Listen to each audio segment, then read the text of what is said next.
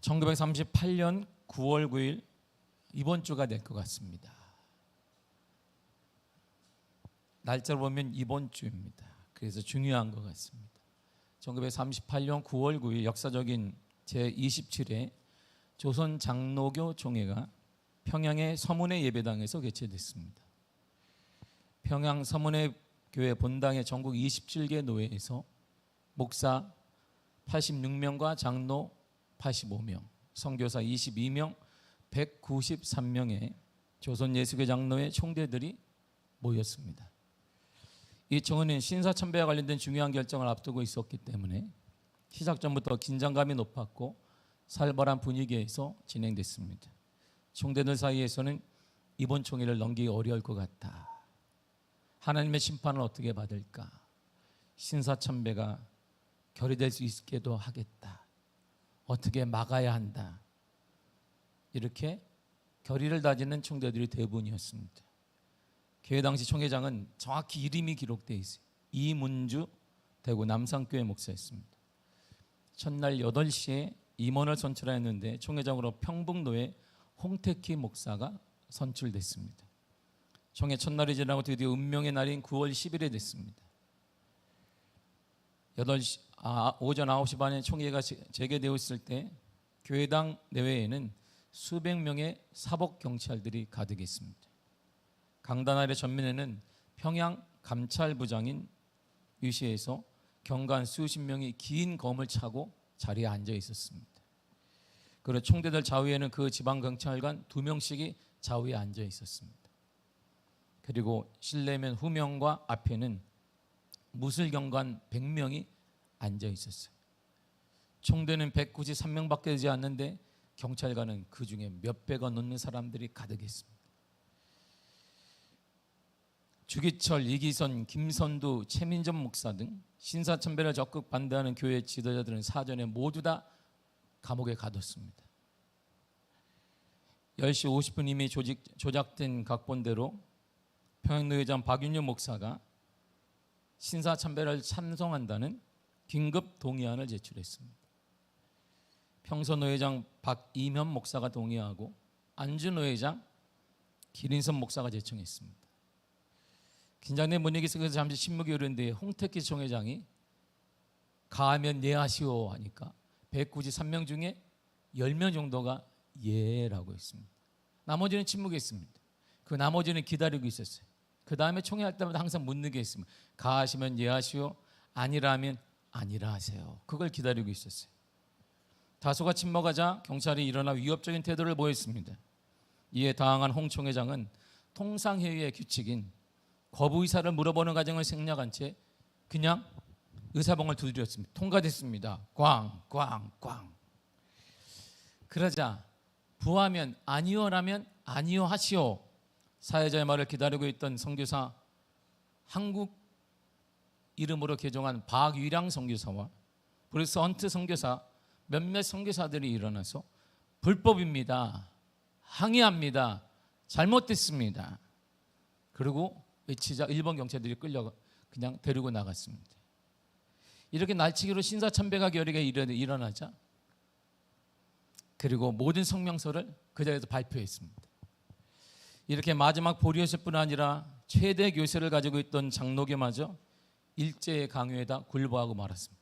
그 전에 모든 교단은 다 신사참배를 수용했습니다. 신사참배를 결의한 그날은 한국교회사에서 너무나 수치스러운 날입니다. 한국교회사에 교단이 분열되기도 합니다. 지금 정부가 347개라고 개신교단을 말하고 있는데, 그러나 우리가 알다시피 군소교단은 정부 집계에 나오지 않기 때문에 500개가 넘을 것이라고 말합니다. 감리교도 많고 무슨 감리교 무슨 장로교도 교단이 대단히 많습니다. 교단이 분열될 수도 있습니다. 부정부패가 일어날 수도 있습니다. 이단의 발언과 같은 여러 가지 좋지 않은 일들도 있습니다. 그래, 이 모든 것들은 각 개인의 문제이거나 교리상의 문제이거나 또는 집단과 다툼에서 일어나는 것입니다.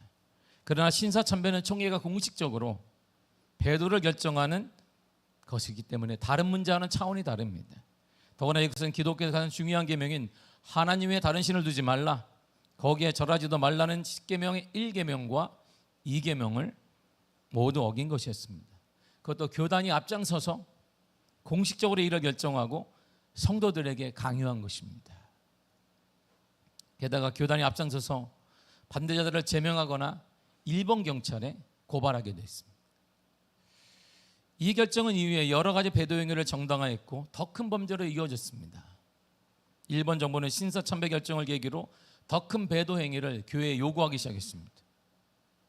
예배도 마음대로, 성경도 제대로 전하지 못하게 당연한 수순이었습니다. 한국 교회는 신사참배가 우상이 아니라 애국행위라는 결정을 수용한 이상 일제가 요구하는 모든 것들을 들어줄 수밖에 없었습니다. 교단의 지도자들이 앞장서서 저지른 이러한 결정은 저는 한국교회를 크나큰 죄악의 길로 이끌어갔습니다. 이처럼 성경에서 말하는 원칙이 무너지면 교회가 무너져요. 여러분, 원칙이 무너지면 나라가 무너집니다. 원칙이 무너지면 그리스도인이 무너져요. 성경의 원칙이 타협하게 되면 교회는 세상에 짓밟히게 됩니다. 성경에서 말하는 어떠한 바보 같은 행위라 할지라도 사람들이 볼 때 그건 어리석고 사람들이 볼 때는 희생이 크고 사람들이 볼 때는 그건 타협하면 되는 거 아니냐, 다음 시간에 기다리지 않느냐 이렇게 말하는 것에 다 타협하게 되거나 무너지게 되면 교회는 더 이상 세상에 발붙일 곳이 없습니다. 주님 말씀하신 것처럼 세상에 짓밟히게 되는 것입니다. 원칙을 지켜야 됩니다. 사랑하는 성도 여러분, 세상이 아무리 힘들어도, 신앙 지키기가 아무리 힘들어도, 세상 사람 우리를 향해 바보라고 할지라도 우리는 하나님의 원칙을 지켜내야 합니다. 왜냐고요? 우리가 그리스도인이기 때문에. 우리는 그리스도인이기 때문이에요. 우리는 그리스도인이기 때문에 그 길을 지키는 것입니다. 세상의 시대 적응자, 시대를 부적응자하느냐, 세상은 시대를 모른다고 말할 수도 있습니다. 그러나 우리는 지켜야 되는 이유는 내가 그리스도인이기 때문에, 내가 하나님의 자녀이기 때문입니다. 나는 유일한 구원자 예수 그리스도를 믿는 자이기 때문이고, 나는 하늘의 소망을 바라보는 자이기 때문입니다. 어릴 때 제가 아버지에게 다녔던 그 마음이 있어요. 꼭 저렇게 예수를 믿어야 되느냐, 아들이 학교를 못 다니고 아들이 배고프다는데 꼭 저렇게까지 예수를 믿어야 되는지 정말 답답했습니다. 근데 그게 우리 아이들이 꼬마일 때 저와 제 아내에게 한 말이에요. 꼭 그렇게 해야 되냐고, 엄마 아빠는 꼭 그렇게 해야 되냐고, 꼭 그렇게 무식하게 타협하지도 않고 그렇게 해야 되냐고. 그 얘기를 2대째 지금 묻고 있습니다. 그래야만 합니다. 우리가 그리스도인이기 때문입니다. 우리 모두가 알고 있는 교회 안의 문제는 다 알고 있습니다. 우리는 교회 안에, 우리 안에, 성도들 안에 가장 큰 문제가 무엇인지 모르는 바 아닙니다. 다 압니다. 듣기는 신속히 하는데 들은 대로 예수님 말씀대로, 예수님 가르침대로 살지 않는다는 것을 우리는 너무나 잘 알고 있고, 그것이 사회로부터 지탄을 받고 우리가 고쳐야 될 가장 우선적인 문제라는 것 우리 모르는 사람 아무도 없습니다. 결국 우리는 입술로는 주여 주여 외치기는 하지만 실제로 주님의 가르침이 아니라 세상의 가르침대로 저와 여러분들 살아가고 있습니다. 그래서 이 땅에 교회가 그렇게 많고 목사와 성도들이 그렇게 많지만 세상은 좀처럼 변하지 않습니다. 꼼짝하지 않습니다. 오히려 세상은 그리스도인을 향해, 목사와 성도들을 향해, 교회를 향해 얕잡아 보고 있고 짓밟을 생각만 하고 있습니다. 성경은 아주 쉽게, 너무 선명하게 우리들 이렇게 가르쳐주고 있습니다. 신명기 30장 19절입니다. 시작. 내가 오늘 하늘과 땅을 불러 너에게 증거를 삼노나 내가 생명과 사망과 복과 저주를 내 앞에 두었은즉 너와 내 조상이 살기 위하여 생명을 택하라. 아멘. 자 보세요. 살기를 원하느냐? 택해야 된다. 너 앞에 있다는, 우리 앞에 있어요. 우리 앞에 하나님이 딱 두 개를 주었습니다. 자, 선택을 해라. 자, 우리 앞에 딱 하나님이 두었어요. 뭘 두었는데요? 보세요. 생명과 사망이 있다. 생명, 사망, 저주와 축복이 있다. 누구 앞에? 너 앞에 있다. 하나님 앞에 있다는 게 아니에요. 우리 앞에 하나님이 딱 두었어요. 생명과 사망이 있다. 복과 저주가 있다. 너 앞에 있는데 살기 위해 택해라. 선택은 누가 하라? 우리가 하라는 거야. 선택은 누가 하라? 여러분이 하라는 것입니다. 복을 선택을, 생명을 선택한다는 것, 복을 선택한다는 의미가 뭘까요? 20절을 보세요. 시작. 내 하나님 여호와를 사랑하고 그의 말씀을 청종하며 또 그를 의지하라. 그는 내 생명이시요 내 장수이시니 여호와께서 내 조상 아브라함과 이삭과 야곱에게 주리라고 맹세하신 땅에 내가 거주하리라. 아멘. 생명과 복을 선택하라는 의미는 하나님을 사랑하라, 하나님의 말씀을 청종하라, 듣고 실천하라, 순종하라, 하나님을 의지하라, 이 세 가지입니다. 하나님은 어떤 분이신데? 하나님은 너의 생명이야. 너를 살게 하시는 분, 너의 가정을 살게 하고 너 자녀들을 살게 하고 너 일터를 살게 하고 너 물질을 살게 하고 너 건강을 살게 하는 분, 그분이 하나님이야. 그래 하나님이 살게 해야 돼, 잘 되게 해야 돼, 길게 만드시는 분이야. 한순간에 딱 끝나는 것이 아니야. 너 때에 끝나는 것이 아니야. 우리 때에 끝나는 거 아닙니다. 여러분 때에 끝나는 거 아닙니다. 하나님의 은혜와 하나님의 역사, 하나님의 기적 여러분 때에 딱 끝나고 한 시간에 딱 끝나고 한 세대에 한 달 동안 딱 끝나고 1년에 딱 끝나는 것이 아니라 이거는 길게 하시리라. 예수님이 산 위에서 사람들을 모아놓고 교훈하셨습니다. 사람들은 산상수훈이라고 말합니다. 오늘 본문이 그 산상수훈의 마지막 결론적인 내용이에요.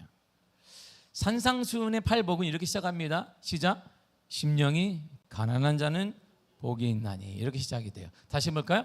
심령이 가난한 자는 복이 있나니. 자, 팔복의 말씀을 주신 원래 목적이 여기입니다. 팔복은 왜 하나님 주님이 말씀하셨냐면 복의 기준을 말씀하시는 거야.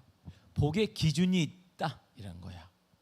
자, 그래서 처음이 심령이 가난한 자는 복이 있다. 가난하지 않으면 복이 없다. 기준을 말씀하신 거예요. 어떤 사람이 복이 있는지를 가르쳐 주시려는 의도에서 말씀하신 것입니다. 사람들은 돈이 많거나 건강하거나 권력이 있으면 복이 있는 사람이 있다고 말하는데, 그런데 성경은 전혀 다르게 말해요. 그거 복 아니야. 진짜 복이 뭔지 알아? 시편 1편 1절과 2절에 이렇게 말합니다. 시작. 복 있는 사람은 악인의 길을 따르지 아니하며 죄인들의 길에 서지 아니하며 오만한 자들의 자리에 앉지 아니하고 오직 여호와의 율법을 즐거워하여 그의 율법을 주야로 묵상하는도다. 아멘. 복 있는 사람은 자리가 중요한 거야. 복 있는 사람은 함부로 앉는 거 아니야. 복 있는 사람은 돈 있다고 그 자리에 앉는 거 아니야. 복 있는 사람은 돈만 된다는 불법 돈만은 그 자리에 있는 거 아니야. 복 있는 사람은 그냥 성공을 위해서는 뭐 남도 짓밟고 뭐 어떻게 하고 그런 거 아니야. 복 있는 사람은 성공만 하면 되니까 남들이 울던 피눈물이랑 상관없어. 그것만 통치하면 되는 거야. 그거 아니야. 복 있는 사람은 자리가 중요한 거야. 어디에 앉는가가 중요한 거야. 누구를 따르는가가 중요한 거야. 결국 복 있는 사람은 예수님처럼 사는 삶이에요. 이렇게 말해요. 빌립보서 2장 5절과 6절입니다. 시작. 너희 안에 이 마음을 품으라. 곧 그리스도 예수의 마음이니 그는 근본 하나님의 본체시나 하나님과 동등됨을 취할 것으로 여기지 아니하시고. 아멘. 그리고 예수님은 하나님의 말씀 죽기까지 순종하셨습니다. 그러면 복 있는 사람은 예수님처럼 사는 거예요.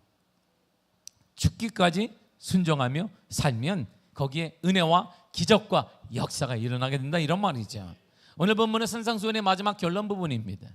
결국 결론에서 복의 기준, 이 얘기를 하는 거예요. 복의 기준이 있다. 복의 기준. 자, 권사님 손 들어보세요. 송병 권사님 기준 해보세요. 기준. 기준 하면 초등학교 때 뭐예요? 기준 그러면 어떻게 해서 우리는 국민학교는 아주 일사불란. 우리는 교장 선생님이 아니면 선생님이 부장 선생님이 너 기준 그러면 얘가 기준 그러면 애들이 착착착착착착 1분에서 1분에. 요즘 기준하면 뭐야? 뭐 기준 뭐 준대. 그래도 예전에 제가 국민학교 때는 그냥 한마디면 돼. 탁규노 너 기준하면 기준 그러면 또 혼나. 짧게 기준 그러면 애들이 쫙쫙 앞뒤에 딱 맞춰서 딱 쓰면 그냥 일렬로 쫙 됩니다. 이렇게 옆으로 쫙 돼. 기준이에요. 기준점이 중요하잖아요.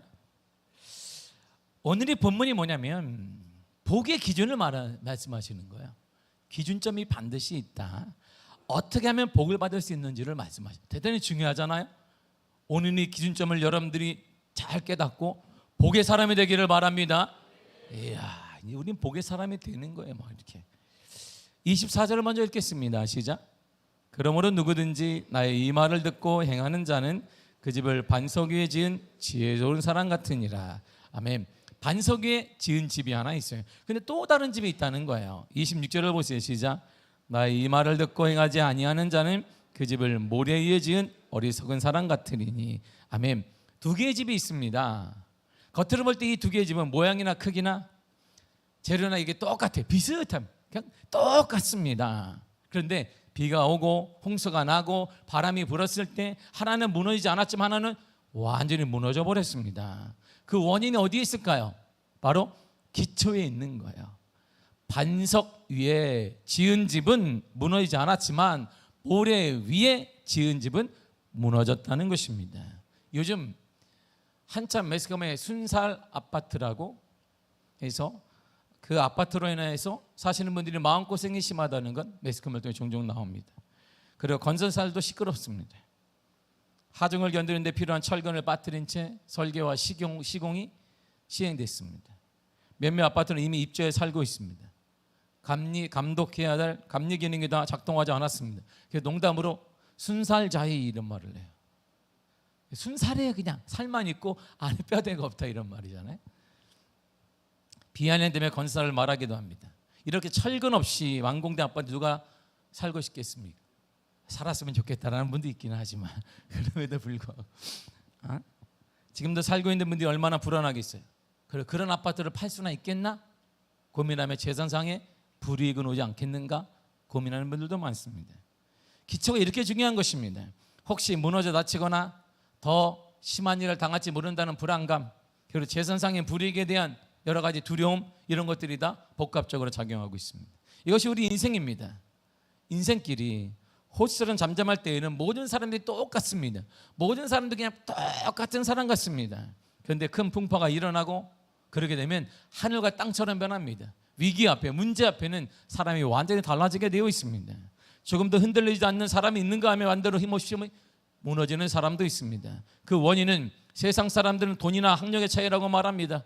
권력의 유무라고 말하기도 합니다. 가정의 배경이 크고 작음이라고 말하기도 합니다. 내가 못 받았기 때문에, 내가 받은 것이 없기 때문에, 부모님에게 물려준 게 없기 때문에, 내가 실력이 없기 때문에, 내가 좋은 못했기 때문에 무엇이 부족하니 무엇이 부족하기 때문이라고 말하기도 합니다.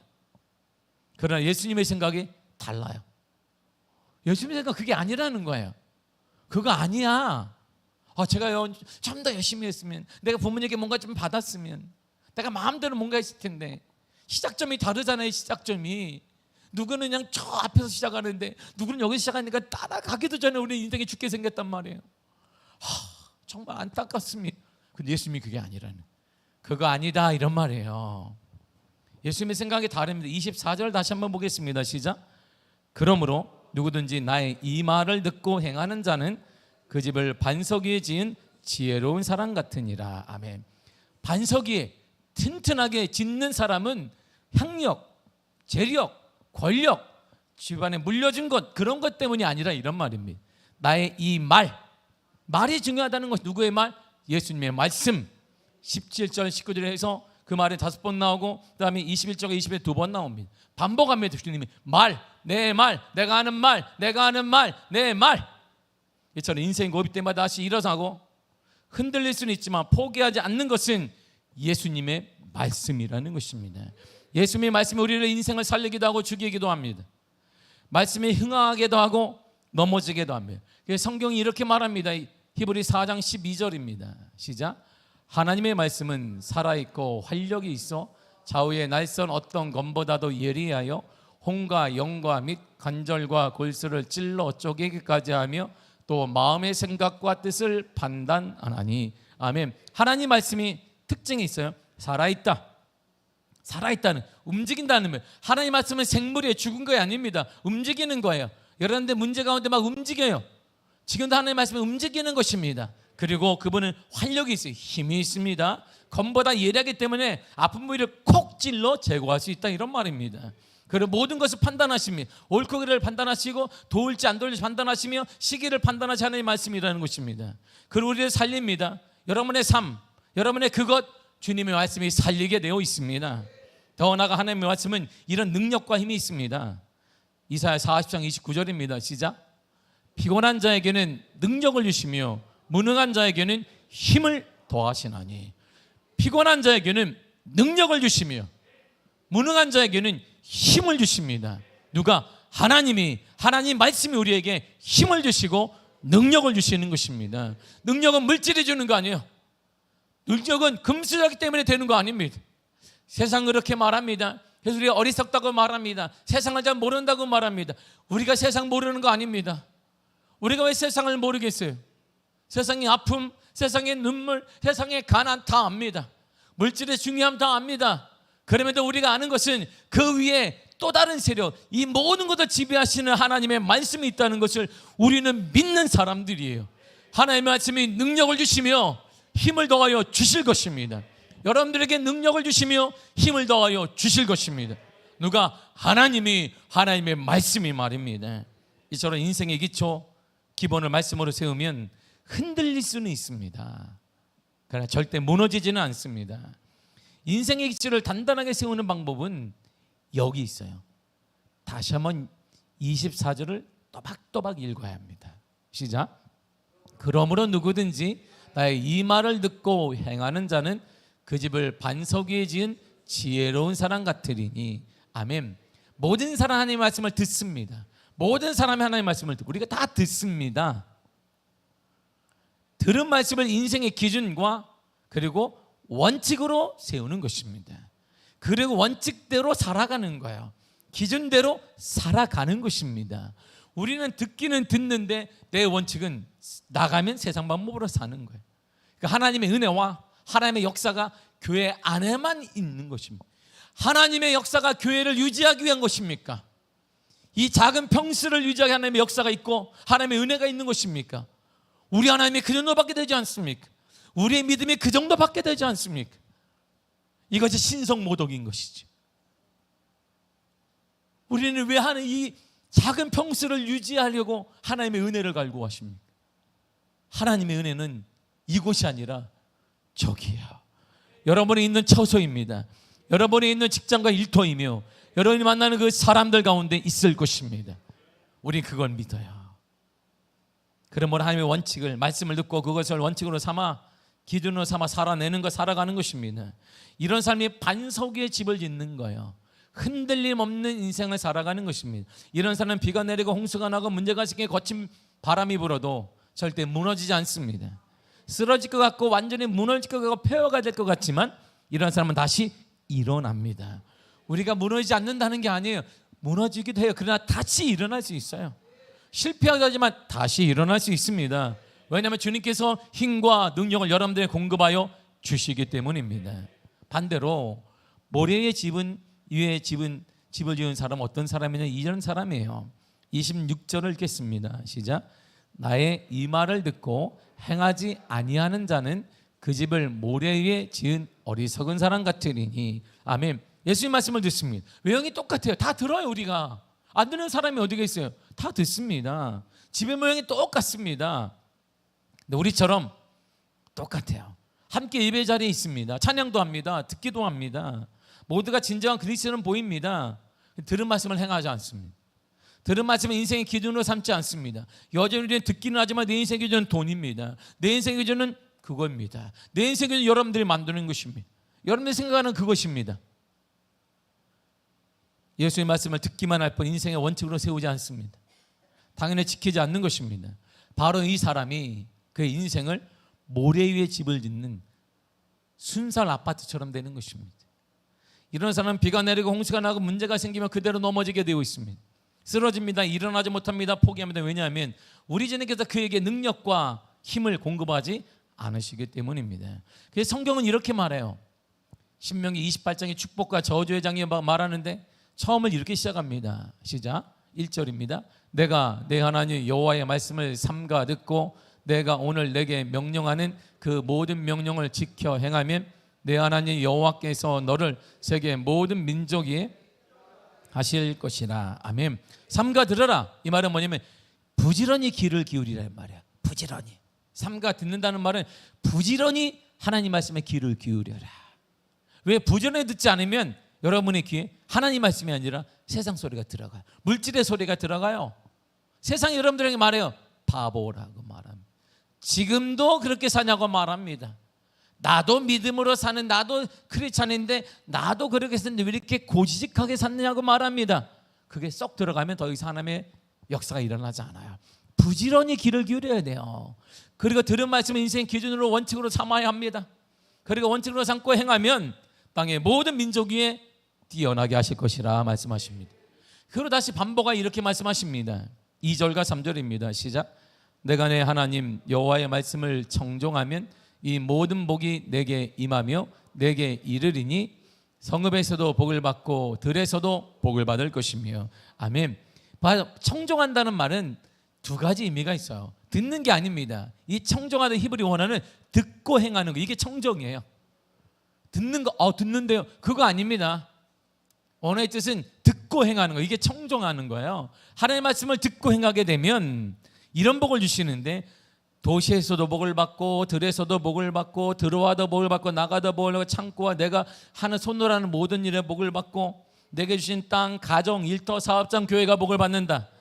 내가 있는 그 자리가 복이 된다, 이런 말입니다. 여러분의 자리가 복이 된다, 이런 말이죠. 여러분 때문에 가정이 복을 받고, 여러분 때문에 직장이 복을 받고, 여러분 때문에 그 사람이 복을 받고, 여러분 때문에 자녀가 복을 받고, 여러분 때문에 부모님이 복을 받고, 여러분 때문에 그 사람, 그 자녀가, 여러분 때문에 교회가 부흥될 것입니다.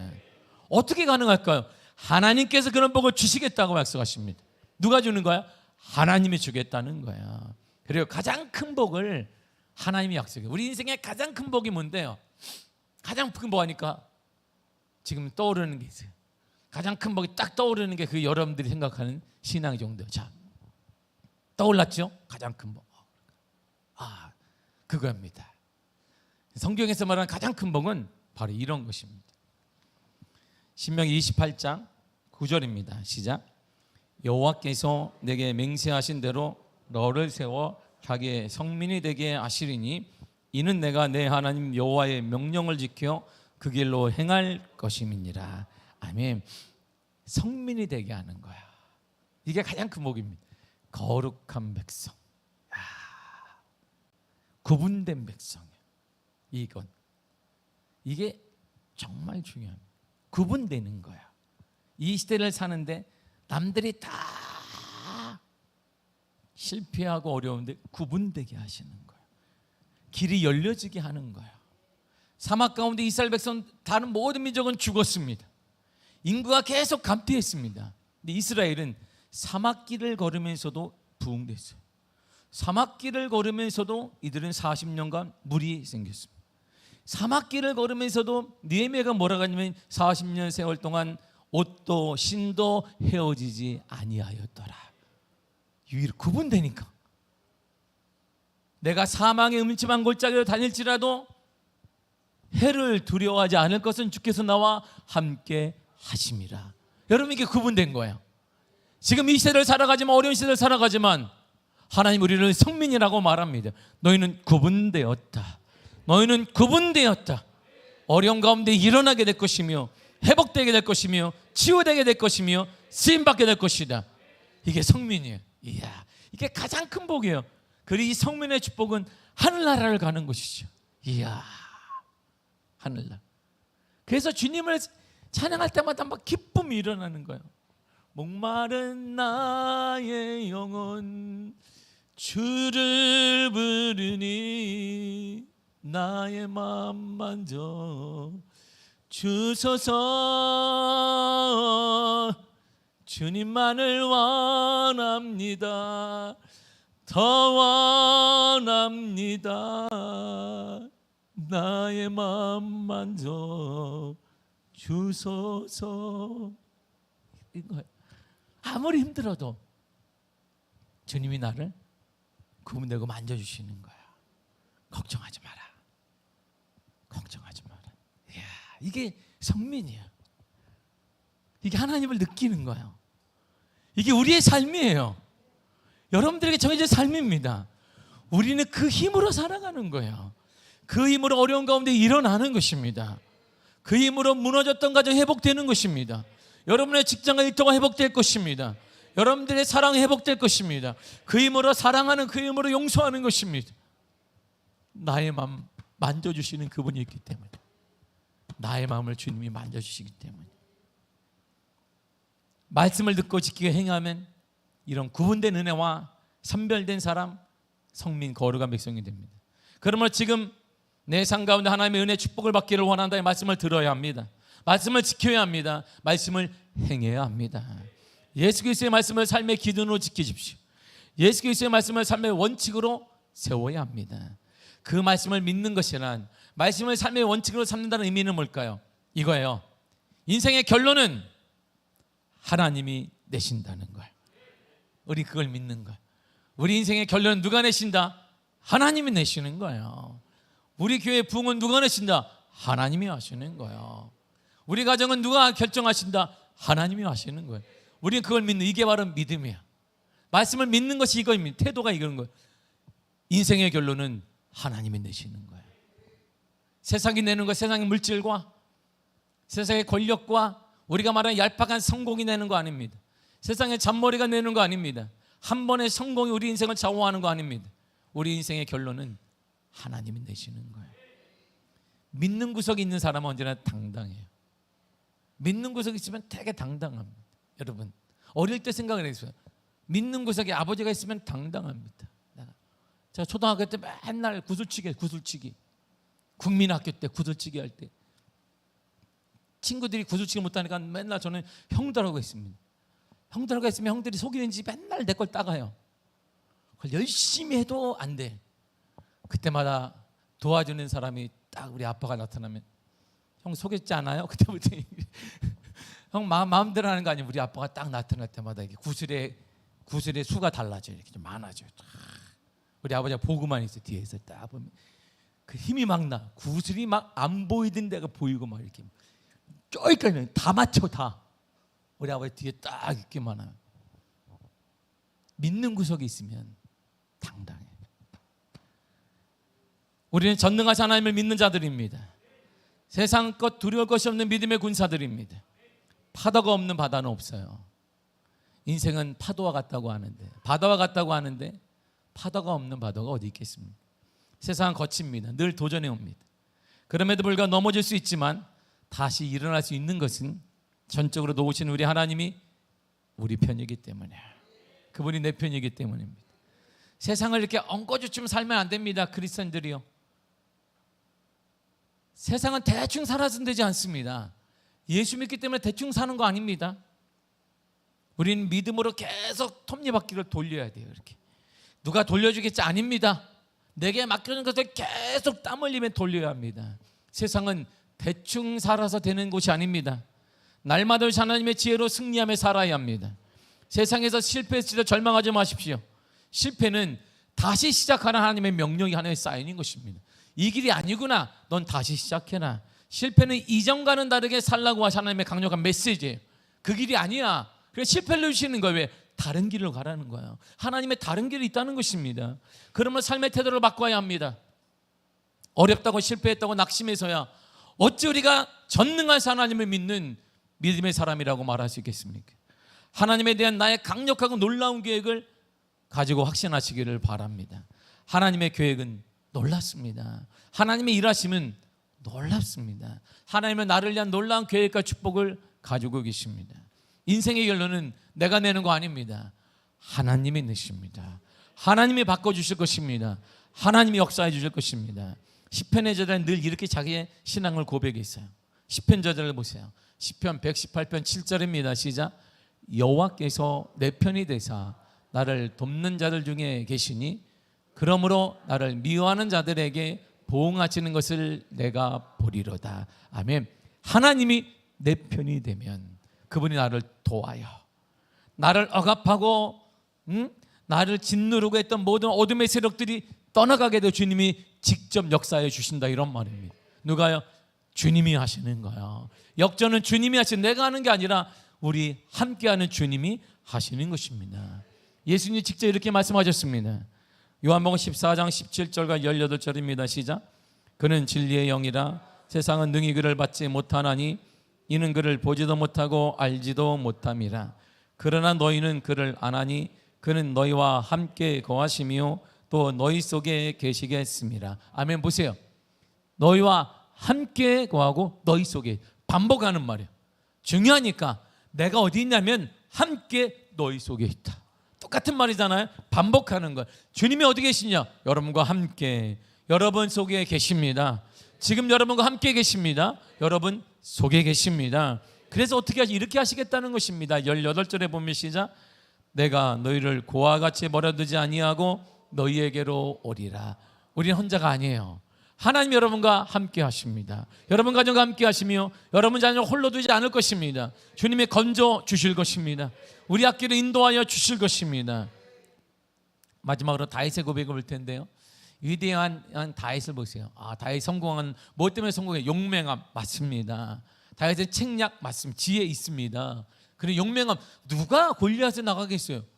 용맹하니까 나가는 거죠. 17살 나이의 그 꼬마애가 그냥 죽으면 죽으리라 하고 돌멩이 들고, 그래서 사울왕이 갑옷이나 너 입혀라. 자기가 입히니까 그 어린애 갑옷이 안 맞아요. 너무 얘가 어리기 때문에. 그래서 갑옷이 안 맞습니다, 왕이시여. 어떻게 할까 하니까 갑옷 좀 벗겠습니다. 벗고 그냥 원래 입었던 옷, 칼을 주자니 얘가 칼이 무거워서 못 갖고 가니까 칼도 제가 써본 적이 없습니다. 뭘 가져가냐니까 제가 잘 쓰던 게 있는데, 무기가 있는데 신무기가 하나 있습니다. 뭐냐 그랬더니 돌덩이를 갖고 왔어요. 그래서 사울왕이 보기에 휙 던지는 뭐 칼도 아니고 돌덩이를 갖고 왔어요. 돌덩이 5개를, 조그만 거. 그거 갖고 가는 거예요. 얼마나 당돌하고, 아니면 어른들을 보기엔 미쳤든지, 아니면 용기 있는 사람이잖아요. 그의 용기가 인생을 성공하게 만들고, 그의 뛰어난 계략이 인생에 성공하게 가장 위대한 왕을 만들었을까요? 다윗의 고백은 달랐어요. 다윗의 고백만 들어보세요. 124편 1절을 먼저 읽겠습니다. 시작. 이스라엘은 이제 말하기를 여호와께서 우리 편에 계시지 아니하였더라면 우리가 어떻게 하였으랴. 아멘. 하나님께서 우리 편이 아니었다면. 다윗은 이렇게 말하는 거예요.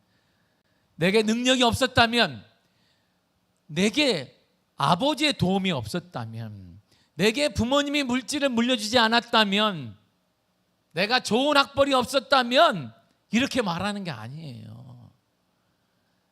내가 좀 더 자본이 많았다면, 자본이 없었다면, 이렇게 말하는 게 아니에요. 하나님이 내 편에 계시지 않았다면 어땠을까? 그리고 나서 다음이 이렇게 이루어져요. 2절부터 7절까지 읽겠습니다. 시작.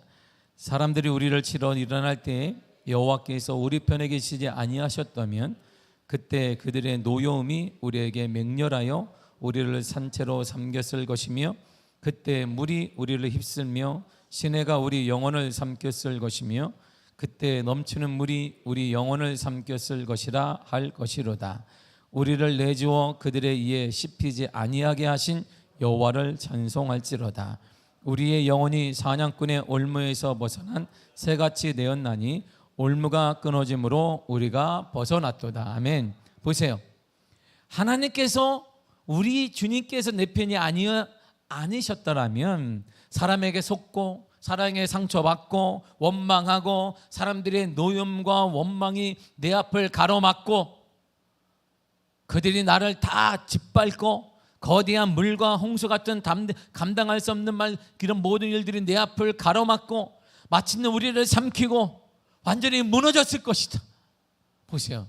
다윗은 우리가 말하는 성공 개념이 한마디로 들어가지 않았어요. 내가 물질이 없었다면, 내가 좋은 학벌이 없었다면, 내가 부모님께 많은 물질을 받지 않았다면 그랬을 거다, 이렇게 말하는 게 아니에요.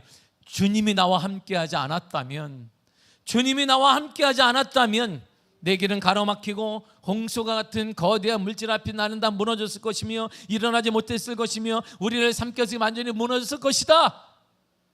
그러나 다윗의 마지막 고백이 이거예요. 그런데 나는 괜찮아. 나는 복의 사람이 되었다. 위대한 왕이 되었다. 역사적인 인물이 되었다. 왜냐하면 8절이 이렇게 말합니다. 시작. 우리의 도움은 천지를 지으신 여호와의 이름에 있도다. 아멘. 우리의 도움은 누구에게 있더라? 하나님께 있는 거예요. 여러분의 가정은 누구에게 있더라? 하나님께 있는 것입니다. 우리 교회는 누구에게 있더라? 하나님께 있는 거예요. 우리의 자녀의 미래는 누구에게 있더라? 하나님께 있는 것입니다.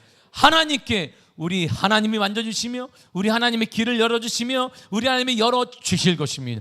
여러분들의 미래가 하나님을 통해 열려지게 될 것입니다. 누구를 통해? 하나님께. 그 믿음이 우리를 살리는 것이, 인생의 결론은 하나님이 맺습니다. 지금 실패하고 낭망했다고 좌절하는 것은 절대 신앙을 가진 믿음의 사람이 할 일이 아닌 것입니다. 하나님의 늘 얕잡아 보는 것입니다. 인생의 끝은 하나님이 맺는 거야. 우리 가정의 끝은 하나님이 맺어 주실 것입니다. 우리의 도움은 천지를 지으신 여호와께 있습니다. 여러분의 마음을 주님께 전하시기를 바랍니다. 주님께 기도하시기를 바랍니다. 절대 믿어 주님께 입을 열어 기도하시기를 바랍니다. 원칙을 세우세요. 하나님 말씀을 원칙을 세우고 하나님과 더불어 살아가 하나님의 판단에 쓰고 하나님 편이 되시기를 간절히 축복합니다. 기도하겠습니다.